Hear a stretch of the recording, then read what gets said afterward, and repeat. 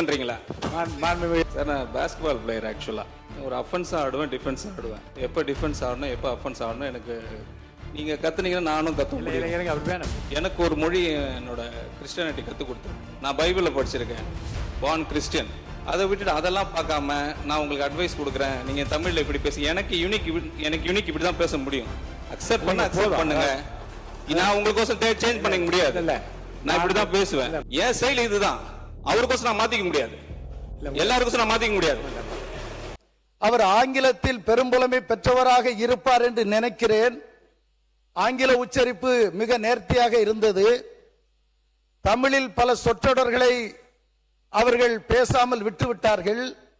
சில சொற்றொடர்கள் இலக்கண பிழையாக அமைந்தது.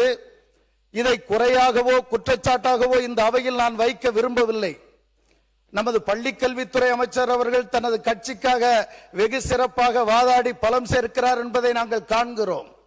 நீங்கள் நமது நிதியமைச்சர்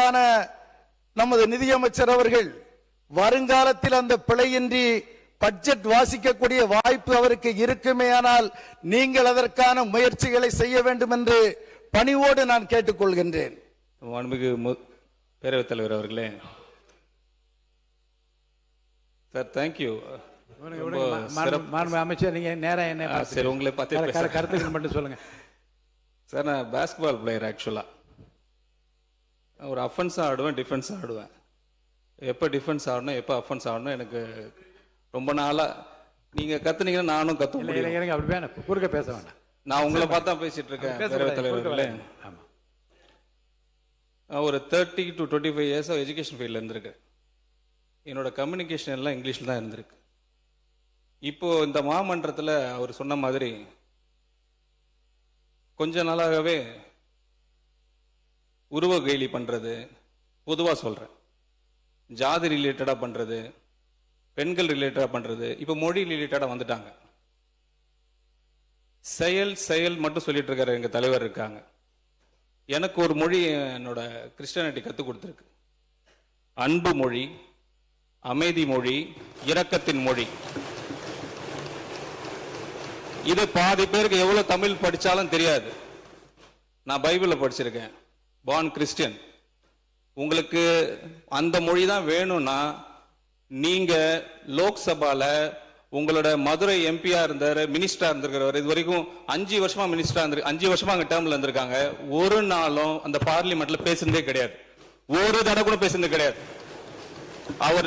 அவரோட தலைவராக மகனா இருந்தார், ஒரு தடவை கூட பேசுனது கிடையாது. நாங்க ட்ரை பண்றோம், நாங்க முயற்சி பண்றோம். நீங்க சம்பந்தமே இல்லாம இந்த உறவு கேலி பண்றது, நான் சொல்றது இப்ப என்னால நோட் பண்ணீங்க. கடந்த 60, 75 நாட்கள்லாம் மாண்புமிகு முதலமைச்சர் அவர்கள் துறை ரீதியாக நிறைய மீட்டிங் வச்சிருக்காங்க. அது ரிலேட்டடா சில ரிஃபார்மேஷன் பண்ணியிருக்கிறோம், நிறைய ரிஃபார்மேஷன் பண்ணியிருக்கிறோம். இப்போ கிட்டத்தட்ட பார்த்தீங்கன்னா ஒரு 70 நாட்கள் முன்னாடி இருந்ததும் இப்போ இருக்கிற நிலைமை என்ட்ரி டிஃபரெண்ட். கிட்டத்தட்ட 15,000 கோடி ரூபாய் ட்ரெஷரிக்கு வந்திருக்கு. 15,000 crores 65 டேஸ்ல மட்டும். இது ஈஸி கிடையாது, இது வெரி ஈஸி கிடையாது. இது because of the entire effort of the ministry. அதை விட்டுட்டு அதெல்லாம் பார்க்காம நான் உங்களுக்கு அட்வைஸ் கொடுக்குறேன், நீங்க தமிழ்ல இப்படி பேசி எனக்கு யூனிக் இப்படி தான் பேச முடியும். அக்செப்ட் பண்ணுங்க. நான் உங்களுக்கோசம் சேஞ்ச் பண்ணிக்க முடியாது.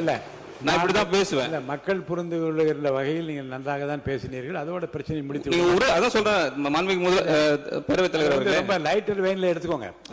இல்ல, பெரிய கைடன்ஸ் பண்ற மாதிரி பண்ணக்கூடாது. என் செயல் இதுதான். அவருக்கோசம் நான் மாத்திக்க முடியாது, எல்லாருக்கோசம் நான் மாத்திக்க முடியாது. இல்ல, மாண்பு உறுப்பினர் உட்காருங்க. மாண்பு அமைச்சர் கேலி பண்றீங்களா? மாண்பு